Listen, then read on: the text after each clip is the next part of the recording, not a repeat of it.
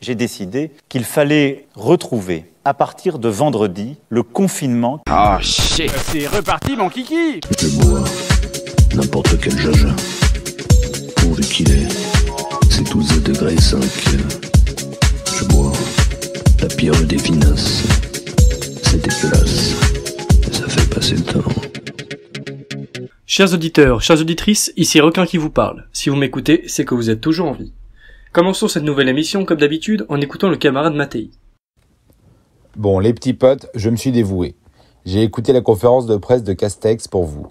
Putain, mais quel calvaire. Rien que de voir sa gueule de conseiller bancaire du Crédit Mutuel, ses costards mal taillés pour faire prolo et ses lunettes de victime, au bout d'une minute, j'étais énervé. Bon, après tu restes pas énervé longtemps. Avec sa vieille voix soporifique, tu pionces au moins de 2. Ah bah si tu as des problèmes d'insomnie, tu regardes Castex, tu travailles au bout de 3 jours. Même la meuf qui fait les traductions en langage des signes, tu sens qu'elle lutte contre le sommeil. Sa choré, c'est un bâillement. Bon, sinon, sur le fond, vous lisez la presse comme moi. Il s'est globalement perdu dans des considérations techniques sans intérêt. Si vous voulez imaginer la scène, replongez-vous dans vos souvenirs quand vous faisiez un exposé au tableau, mais que vous maîtrisiez moyennement le sujet. Vous faisiez donc des phrases creuses qui ne veulent pas dire grand-chose, mais qui meublent. En résumé, pas grand-chose à dire, ils ouvrent certaines boutiques, mais laissent fermer les bistrots. Bref, on nous demande le respect des règles et de bien fermer nos gueules. Les annonces les plus drôles sont, bien sûr, les 30 pélos par messe, quelle que soit la taille de l'église. Bon, comme la conférence des évêques de France joue à la serpillière depuis mars, ils auraient tort de se gêner. Ils nous accordent également de bonne grâce un rayon de 20 km de balade, mais uniquement à pied et pendant 3 heures. Là, je regrette de fumer parce que 40 bornes aller-retour en 3 heures, il faut avoir une bonne caisse et des bonnes chaussures de course. À toute fin utile, je rappelle que le record du monde de marathon est détenu à ce jour par le Kenyan Eliud Kipchoge avec un temps de 2 heures et 1 minute. Il nous autorise aussi bien gentiment à partir au ski, mais sans remontée mécanique. Là pareil, il va falloir de sacrés mollets pour arriver en raquette au début d'une piste. Et pour ceux qui s'interrogent pour Noël, ils font durer le suspense et nous donneront des consignes avant les vacances. Bref, c'était de la merde. Ils nous ont encore pris pour des cons, sont très contents d'eux, et nous, pauvres moutons bêlants, nous n'avons qu'à fermer notre gueule, bien contents d'être en bonne santé grâce à eux. Pour le rappel, le Covid a tué à ce jour, en 9 mois, 50 000 personnes. Sacrée guerre, n'est-ce pas ? 50 000 personnes, c'est ce qui est tombé en 14-18, uniquement pour le mois d'octobre 1914. Nous avons apparemment la guerre que nous méritons. Poursuivons avec les actualités, présentées par Derfonnet. L'actualité de ce jeudi 26 novembre. BTP, les mâts de vidéosurveillance sont la vie dure. Après les radars, les voici dans le viseur du voisinage. Montbéliard, Nantes, Île-de-France, les pelleteuses font des marches arrière hasardeuses pour les faire tomber sous les applaudissements de la foule. Les trafiquants de drogue vont pouvoir reprendre leur boulot tranquillement. Cinéma. Sharon Stone va faire partie de l'équipe de transition de Joe Biden, quand on vous dit que la politique, c'est la meilleure des séries TV. Chômage. Des chiffres en légère baisse ont été publiés rapidement avant la prise en compte de tous les plans sociaux, et ne comptant que ceux qui ont quitté Pôle emploi, ce qui ne veut pas dire qu'ils ont un vrai boulot. Vivement la mise à jour. Domino. Novembre est fatal pour le sport. Maradona est mort. Tout le monde lui rend hommage. Perso, j'aime pas trop le foot, je ne ferai pas de commentaires. Mais la main de Dieu du grand art. Justice. Un jeune homme a été condamné à 140 heures de travaux d'intérêt général. Motif, il a traité Darmanin de violeur. Il est condamné pour outrage, pas pour diffamation. Restaurants. Ils sont encore fermés, mais pas pour tout le monde. La buvette de l'Assemblée nationale est ouverte. Si ça permet à nos députés de faire acte de présence, ce sera déjà ça. Europe. L'Allemagne demande aux pays européens de bien laisser fermer leurs stations de ski, puisque eux ne vont pas ouvrir. Ils ne veulent pas que leurs citoyens aillent chez les voisins. On va encore avoir un bel exemple de solidarité européenne, je sens. C'est tout pour aujourd'hui. À demain pour une nouvelle chronique d'actu. Passons maintenant à la politique. Ceux qui ont été happés dans leur jeunesse par les sortilèges de l'action politique restent souvent tentés de rechercher des solutions politiques à l'effondrement de notre ancienne civilisation européenne, en témoins stupéfaits et révoltés. À eux se pose l'éternelle question du « que faire ?» Qu'est-ce que notre époque peut retirer des exemples et des échecs des droites radicales européennes d'autrefois ? Certainement pas des recettes politiques. On ne reverra plus ce qu'elles ont vécu, pas plus qu'on ne reverra le siècle de Louis XIV, ou celui des Hohenstaufen. Il n'y aura plus jamais en Europe de grands soirs à la façon de 1917, ni de révolution immense et rouge sur le mode fasciste. Non seulement c'est fini, mais nous savons que les espérances placées dans ces révolutions ont souvent très mal tourné, les meilleures intentions ayant souvent viré au cauchemar et aux catastrophes. Ce qui subsiste, c'est la constante leçon de l'hétérotélie. Un grand projet volontariste aboutit souvent à des résultats opposés aux intentions. L'espérance libératrice de 1789 accoucha de la terreur puis de la dictature napoléonienne. L'espérance d'une révolution communiste égalitaire aboutit aux tueries du stalinisme puis au colossal échec de 1989. L'espérance d'une nouvelle chevalerie, présente dans le fascisme et le national-socialisme, enfanta les boucheries de la Seconde Guerre mondiale et la destruction de toute une civilisation. Alors, ce qui subsiste des droites radicales, c'est le souvenir d'un élan héroïque pour s'arracher aux penseurs du matérialisme, aux lois de l'économie, comme disaient les réprouvés d'Ernst von Salomon. Un élan poétique vers un horizon de grandeur et de beauté. Cela peut subsister dans les cœurs ardents, non pour imiter ce qui ne sera plus, mais pour inspirer de nouvelles énergies.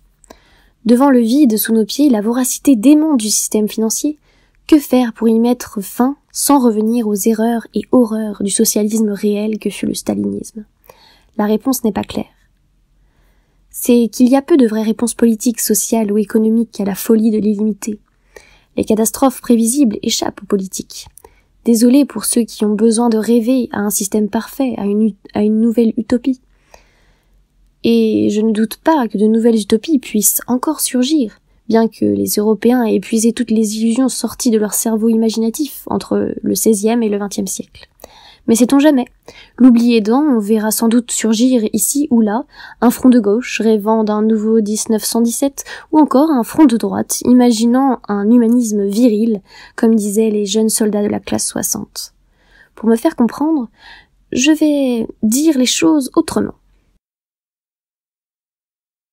Quand on est affronté à un système perçu comme insupportable ou catastrophique, un mouvement élémentaire de révolte et de bonne santé conduit à imaginer deux types de solutions. La solution systémique ou la solution spiritualiste. La première imagine un autre système politique et social à travers une révolution. La seconde vise à une transformation des hommes par la propagation d'une autre vision de la vie, d'une autre spiritualité ou d'une autre philosophie. C'est ce que firent le stoïcisme dans la Rome impériale ou le confucianisme dans les élites chinoises. C'est aussi ce que fit le christianisme après son adoption comme religion d'État de l'Empire romain. Les effets n'ont pas toujours coïncidé avec les intentions, mais le stoïcisme, par exemple, a continué d'imprégner fortement toute une part de l'éducation chrétienne, puis laïque, pendant des siècles, n'ayant rien perdu de son pouvoir formateur. C'est dire la force des réformes intellectuelles et morales quand elles répondent à une attente. Que notre époque en Europe soit en demande d'une profonde réforme intellectuelle et morale, c'est l'évidence. Mais pour se réformer, suffit-il de s'indigner, comme l'a proposé un trop bel pamphlet caressant les molles aspirations des bobos? J'en doute. À l'inverse, l'élan d'énergie qui animait la meilleure part des droites radicales d'autrefois ne pourrait-il contribuer à une telle réforme? C'est une question que l'on peut poser. Stoppons notre émission pour la pause musicale, que j'ai l'honneur de vous présenter. Pour la chronique musicale du jour, je vous propose d'écouter Nos célébrations d'Indochine, qui annonce le retour du fameux groupe français après 40 ans d'absence.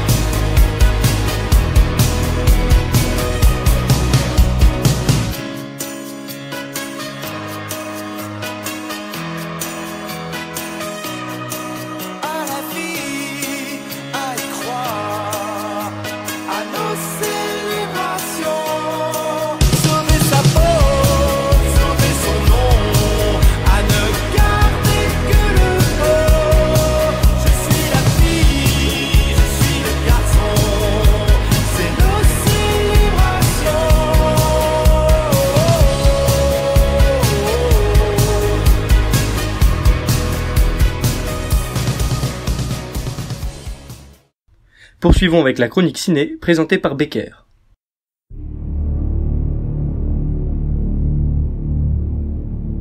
Nous sommes en 1991. Le jeune inspecteur Frank Magne va être chargé d'enquêter sur une affaire de meurtre à Paris. Au fur et à mesure des années, le serial killer viole et tue toujours plus de jeunes femmes. Pendant 8 ans, Frank Magne va consacrer tout son travail à l'enquête. L'affaire SK1 est un film français sorti en 2015 et réalisé par Frédéric Tellier. Pourquoi voir ce long métrage ? Au cinéma, les enquêtes de longue haleine sont toujours passionnantes à voir.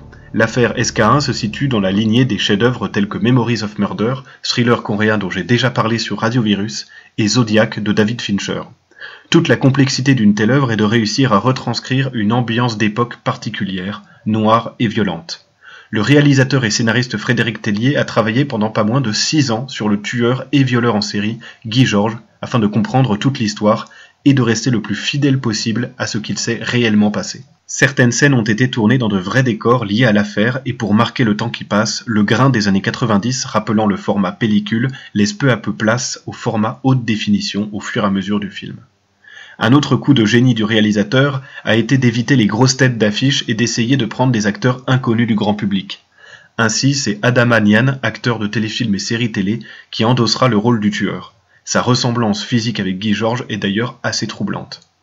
Pas forcément d'acteur connu donc, pour une meilleure plongée dans une histoire sordide et pour mieux s'identifier au personnage. Mention spéciale à l'acteur Raphaël Personnaz, excellent dans le rôle de Frank Magne.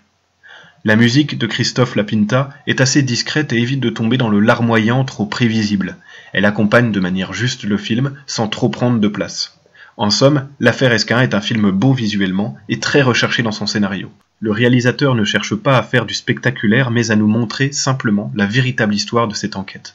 Je vous invite donc fortement à voir ce récent film français et surtout à vous intéresser, chers auditeurs, à ce qui se fait en France en matière de cinéma. Et surtout, n'oubliez pas, nos cinémas rouvrent le 15 décembre. Je vous souhaite un bon visionnage. Continuons avec l'histoire présentée par Stéphane. Aujourd'hui, je vous amène à Paris, mais au 9e siècle après Jésus-Christ. Nous sommes en l'an 885 et la ville est assiégée par les Vikings. En 40 ans, c'est déjà la 4e fois que les Vikings assiègent Paris.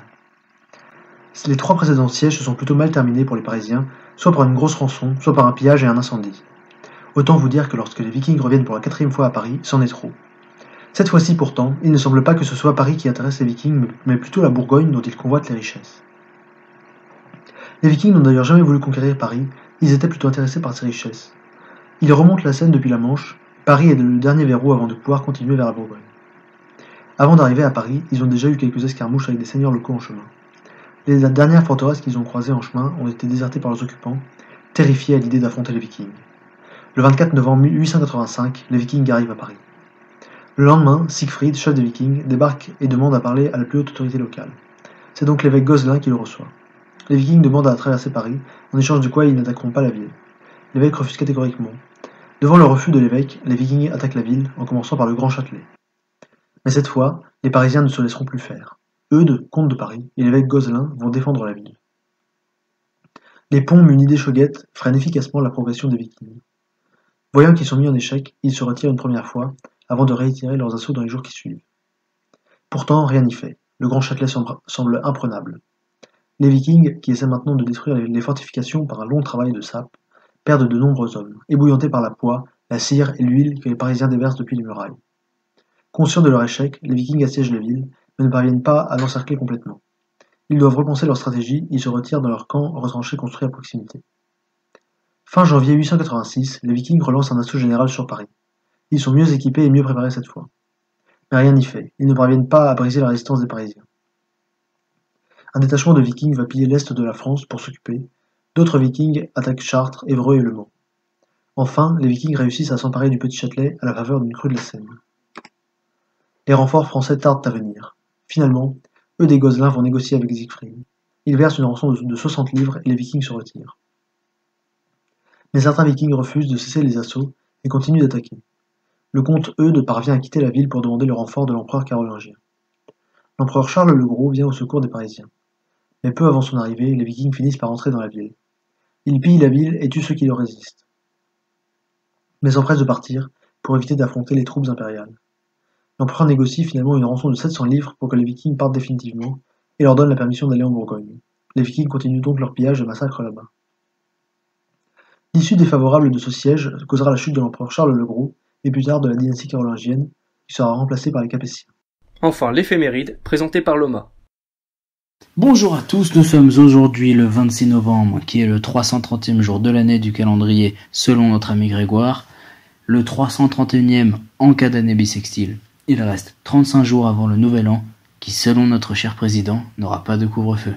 Nous sommes aussi le 6e jour du mois de Frimaire dans le calendrier républicain français, et officiellement le jour de la mâche. Et bien sûr, bonne fête à toutes les delphines. Passons sans plus attendre aux faits historiques de ce 26 novembre. 985, fondation de la ville de Montpellier. 1252, mort de Blanche de Castille. 1504, Isabelle la catholique, reine de Castille, d'Aragon, de Naples, de Sicile, d'Apremont et de Pimpinpour, qui avait le droit de vie ou de mort sur ces terres, qui croyait en Dieu et aux forces du mal. Meurt. 1965, la France lance sa première fusée de type diamant utilisée pour la mise en orbite du satellite Astérix. 1991, j'ai pas tant compris, mais en gros, il y a la guerre au Haut-Karabakh. 2003, dernier vol du Concorde à Bristol. Mais le fait qui nous intéresse le tous, c'est en 1764, où les jésuites sont chassés de France. L'expulsion des jésuites est un ensemble de décisions prises par les gouvernements de différents pays au XVIIIe siècle pour interdire les activités de la Compagnie de Jésus, dissoudre ces institutions, confisquer ses biens et obliger les jésuites à s'exiler dans un pays étranger s'ils voulaient conserver leur état religieux. Après un savant calcul, les jésuites ont été expulsés 21 fois de pays, ce qui est quand même pas dégueu. L'ordre fut même dissous par le pape Clément XIV en 1773. J'ai fait un petit classement. La palme d'or de l'expulsion revient aujourd'hui à la France, avec 5 expulsions. Juste derrière, attention, vient le Mexique avec 4 expulsions. Et en 3e position, l'honorable Espagne, avec 2 expulsions.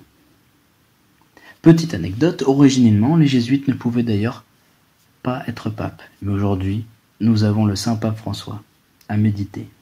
Horoscope du jour. Attention, je l'ai déjà dit. Aujourd'hui, l'influence de Jupiter entraîne souvent la sanction, la punition, la vengeance ou la justice immanente. Il faudra donc de la vigilance, de la prudence, surtout si vous flirtez avec l'illégalité de près ou de loin. Attention aux attestations. Les foudres de la loi seront terribles. Clin d'œil du jour, n'acceptez pas la familiarité de la part d'un nouveau venu. Bonne soirée. Chers auditeurs, chères auditrices, merci de nous avoir écoutés. Je vous dis à demain pour une nouvelle quotidienne de Radio Virus.